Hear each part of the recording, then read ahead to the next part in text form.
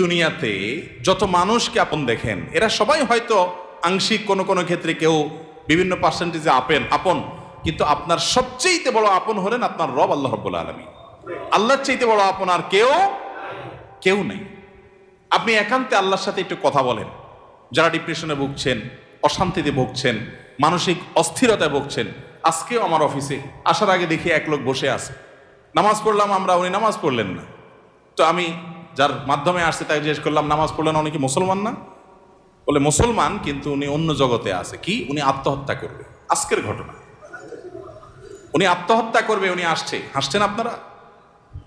এর আগে এক জুমা অফিস থেকে আমাকে ফোন দিল, জুমার নামাজ পড়াইতে ঢুকবো, বলতেছে এক লোক অফিসে এসে ঢুকছে, আপনার সাথে দেখা করবে, সে আত্মহত্যা করবে, জুমার নামাজও পড়বে না, এখন মরার আগে আপনার সাথে একটু দেখা করতে চায়।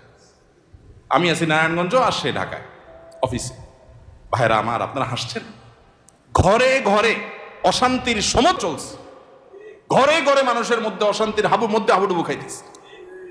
তরুণ ইয়াং মানুষ, বাচ্চা ছেলে এখনো দুনিয়ার কিছু তারে পায় নাই, ব্যবসা বাণিজ্য জ্ঞানজাম ফাসাদ কিচ্ছু পায় নাই, কলেজ ইউনিভার্সিটিতে পড়ে, সেখানে শতাধিক ছেলে এক বছরে আত্মহত্যা করে ফেলতেছে। মানসিক শান্তি যেটা, এটা এই সমাজের প্রতিটা ব্যক্তি থেকে উঠে যাচ্ছে। প্রত্যেকটা মানুষ অস্থির। এর মূল এবং প্রধান কারণ হলো এই কলব এবং অন্তরে যে জিনিসটাকে ঢুকানো দরকার ওটা না ঢুকাইয়া ভুলটারে ঢুকাইয়া বসে আছে, ইনস্টল করে নিছে দুনিয়াকে। দুনিয়া ছাড়ার কিছু তার মাথায় নাই। একজন যুবক, তিনি কোনো মেয়ের সাথে অবৈধ সম্পর্কে জড়িয়েছেন, হারাম সম্পর্কে জড়িয়েছেন, সেটা একটা বিষয়, কিন্তু সেই মেয়ে তার সাথে ধরুন মানে কথা রাখে নাই, সে আরেকজনের সাথে ভেগে গেছে বা অন্য কোথাও তার বিয়ে হয়েছে। এখন সে ডিপ্রেশনে ভোগে। কেন ডিপ্রেশনে ভোগে? যে ওই পছন্দের মানুষটাকে সে পায় নাই। আলটিমেটলি এটা দুনিয়া, ঠিক না? ঠিক। আলটিমেটলি এটা কি?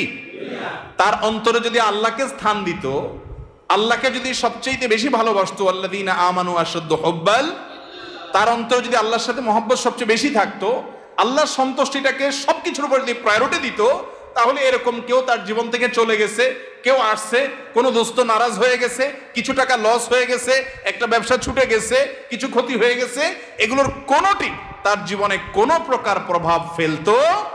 কি হয়েছে? এগুলো গেছে, আরো আসবে, না আসলোই না, তাতে কি সমস্যা? আমাকে তো আল্লাহর কাছে যেতে হবে, কিয়ামতের ময়দানে দাঁড়াতে হবে, সারা জীবনের হিসাব দিতে হবে।